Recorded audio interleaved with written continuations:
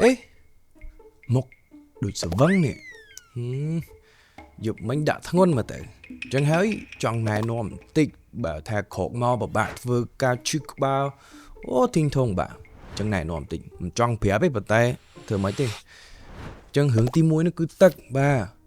អាពេលយើងសវឹងហ្នឹងនោមតែខ្ទេចខ្ទីអស់ហើយអស់ទាំងរ៉ែអស់ថ្ងៃទៀតចឹងទឹកហ្នឹងផឹកឲ្យគ្រប់ឡើងវិញ